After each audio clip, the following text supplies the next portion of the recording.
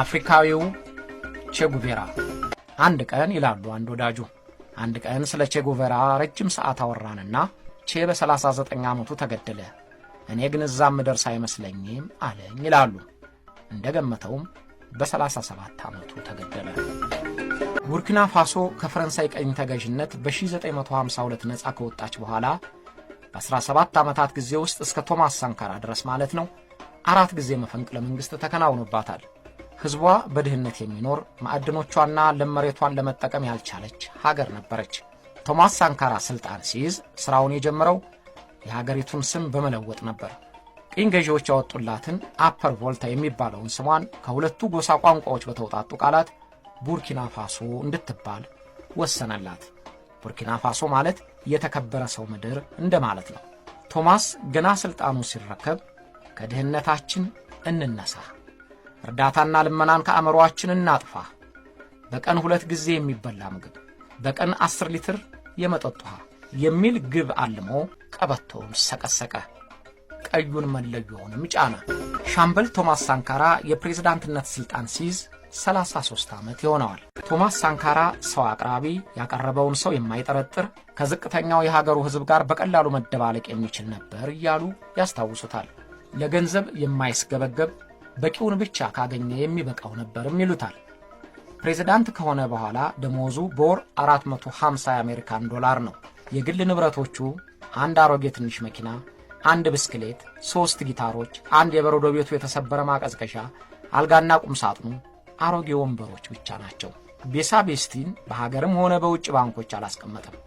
በፕሬዝዳንትነቱ ጊዜም ልጆቹ ስልጣን ሲይዝ ከሚማሩበት ትምህርት ቤት ነበር የሚማሩት ይህ በአፍሪካ ወታደራዊ አምባገነን መሪዎች ዘንድ እንደ ሞኝነት የሚቆጠር ነው ቤተ መንግስቱን ከሥራው ውጭ አይጠቀምበትም እርሱ የሚኖረው በሻምበልነት ማዕረጉ በሚኖርበት ቤት ውስጥ ነበር ማንም በመንገድ ላይ አቆሞ ሊያነጋግረው ይችላል ሽማግሌዎች እንደ ልጃቸው እንጂ እንደ መሪያቸው ስለማያዩት እያቀፉ ይስሙታል ራሱን እያሻሹ ይመርቁታል በሥራ ዘመቻ ወቅት ዶማ ይዞ ከህዝቡ ጋር አብሮ ሲቆፍር ይታያል ኳስ ይጫወታል ከማንም ጋር ሳንካራ እንደዚያን ጊዜዎቹ አምባገነኖች መጣሁ ጠብቁኝ እጅንሱኝ አደግድጉልኝ አይልም ባልታሰበ ወቅት ድንገት ከተፍ ይላል ያን ጊዜ ዋልጌው ሁሉ መድረሻ ይጠባዋል በሳንካራ ጊዜ ሚኒስተርነትና የዳይሬክተርነት ሹመት ምቾት የሚሰጥ አልነበረም ላብስኪ አንጠፈጥፉ የሚሰሩበት እንጂ ጥንቢራ እስኪዞር የሚዝናኑበት አይደለም መመሪያውን ራሱም ጭምር ተግባራዊ ያደርገዋል ሳንካራ ይደረግ ብሎ የሚያዘውን ራሱ ይጀምረዋል እንጂ ሌሎችን መሞከር አያደርግም ስልጣን እንደያዘ ምቹና የቅንጦት መኪናዎች ባለስልጣኖች እንዳይጠቀሙ ከለከለ በቤተ መንግስቱ ያሉ መርቸዲሶችንና ፔጆዎቹን እንዲሸጡ አደረገ ሚኒስትሮች በአነስተኛ መኪና እንዲጠቀሙ ወሰነ እንዲያውም ለሁለት ሚኒስትሮች አንድ መኪና ብቻ ይመደብላቸው ብሎ አስቸግሮ ነበር ቶማስ ሳንካራ አፍሪካኖች ከቅኝ ገዢዎች እርዳታና ተጽዕኖ መላቀቅ አለባቸው ብሎ ያምን ነበር ምርቶቻቸውና ንብረቶቻቸው ለራሳቸው ማዋል አለባቸው የሚለውን እምነቱን ስልጣን ሲይዝ በተግባር ሊተረጉመው ተነሳ ከባለ መሬቶች መሬታቸው ተወሰደ ለገበሬዎችም ተከፋፈለ ገበሬው በጋራና በግል በመስኖና በማዳበሪያ መሬቱን እንዲያለማ ጥብቅ መመሪያ ተላለፈለት ሀገራችሁ ዳናትና እጅና እግራችሁን ተጠቀሙ አላቸው በዘመቻ ወታደሩና የከተማው ሰው በየአካባቢው ይርዳ ተባለ ራሱም ፕሬዝዳንቱ ዶማውን ተሸክሞ ለውሃ ጠለፋ ይቆፍራል ቡርኪና ፋሶ በምግብ እህል ራሷን መቻል አቅቷት በእርዳታ እህል የቆመች ሀገር ነበረች በዚያች ሀገርም ሆነ በአካባቢው ባሉ የሳራ ሀገሮች በሄክታር የሚመረተው በአማካይ 1700 ኪሎ ግራም ነበር ከ3 ዓመታት በኋላ በሳንካራ ፖሊሲ ቡርኪና ፋሶ በሄክታር በአማካይ ከ3800 እስከ 3900 ኪሎ ግራም ስንዴ አመረተች ይህም ከምትፈልገው የእህል ምርት የተረፈ ሆነ ይህ ራስን የመቻል ውጤት ለአሜሪካ ለፈረንሳይና ለአንዳንድ ጎረቤት ሀገሮች አስፈራቸውና ሳንካራን በጥርጣሬ ተመለከቱት ፕሬዝዳንት ሳንካራ ሌላው ፖሊሲ የሀገራችን ምርቶች የራሳችን ይሁኑ የሚል ነበር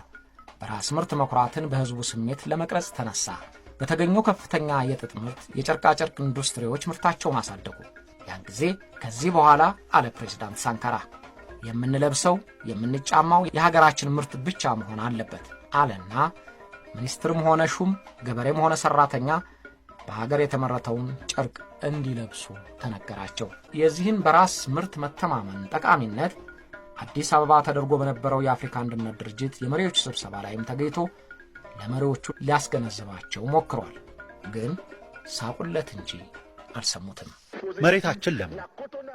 የአፍሪካን ሀብት እኛው መጠቀም አለብን። የሰው ሀብት አለን። ሰፊ ገበያ አለን። ሳይንስና ቴክኖሎጂ የምንማርበት እንማራለን። የአፍሪካን ገበያ ለአፍሪካ እናድርገው። በአፍሪካ የተመረተውን በአፍሪካ እንጠቀምበት።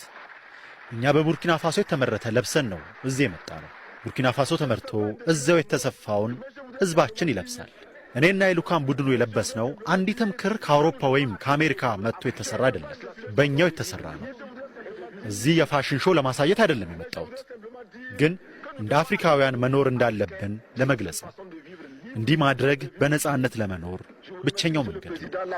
ማንኛውም ባለስልጣን አይሮፕላን ሲሳፈር አንደኛ ማዕረግ ብሎ ነገር እንዳያስበው አስጠነቀቀ።